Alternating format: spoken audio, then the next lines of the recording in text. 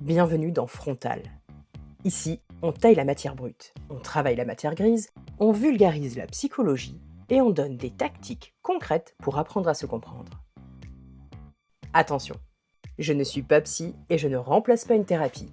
Par contre, j'ai passé des années à décortiquer ces concepts et j'ai plein de trucs et astuces efficaces à partager. Aujourd'hui, le titre de l'épisode, Les compulsions, Raymond, ce pompier trop zélé.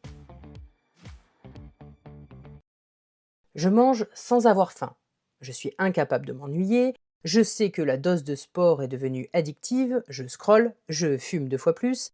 On a tous des comportements qu'on déteste, qui nous font culpabiliser et tenter de reprendre un contrôle excessif sur nous-mêmes. Bienvenue dans la caserne de Raymond. On commence toujours par l'essentiel. Non, ce n'est pas une question de volonté, de discipline ou de motivation. C'est un comportement d'urgence. Raymond a perçu un danger. Je t'invite à écouter l'épisode 6 sur la vision du danger par Raymond. Elle est toute différente de celle que tu penses intellectuellement, ta vision du danger. Je te rappelle que la conscience, ta réflexion, c'est 20% de ta psychologie. Raymond, c'est 80%. Et s'il dit que ton ami a voulu te blesser en annulant ce rituel du vendredi, c'est que c'est vrai, en interne. C'est vrai parce que pour lui, ce n'est pas un dîner annulé, c'est une menace vitale. Raymond ne raisonne pas, il revit. Une blessure d'abandon, de trahison par exemple. Donc si l'annulation d'un repas réveille sa blessure de l'abandon, de la trahison ou toute autre horrible perception que ton petit toi a retenue, Raymond il va réagir fort tandis que toi tu ne comprends absolument rien à tes réactions. Le système primaire est enclenché, mode survie activé.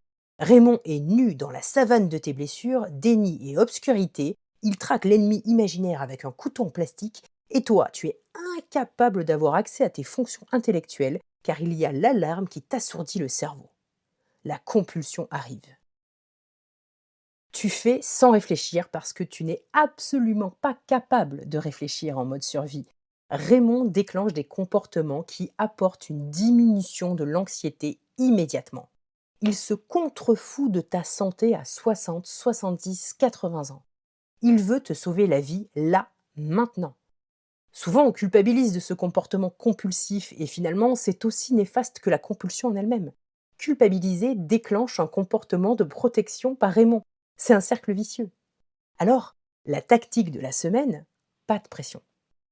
Tente de reconnaître Raymond quand il vient avec sa lance à incendie pour inonder la baraque.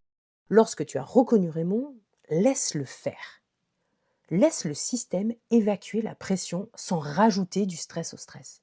Je pourrais te dire qu'il faut tenter une approche pour changer la lance à incendie, mais ce serait encore te demander une meilleure version de toi-même, alors que t'es parfait comme t'es. Alors laisse-le faire. Écoute-le, comprends-le, observe-le et surtout, lâche-toi la grappe. Mange ton paquet de biscuits et oublie. Le lendemain, par contre, quand tu auras dormi et que tu nageras sans culpabilité dans l'inondation laissée par Raymond, tu pourras te demander ce qui déclenche cette réaction en toi. Juste identifie l'incendie. Tu verras, c'est bien plus efficace comme ça. Raymond, il va se charger de se mettre à jour tout seul. Toi, t'as juste à conscientiser, à comprendre.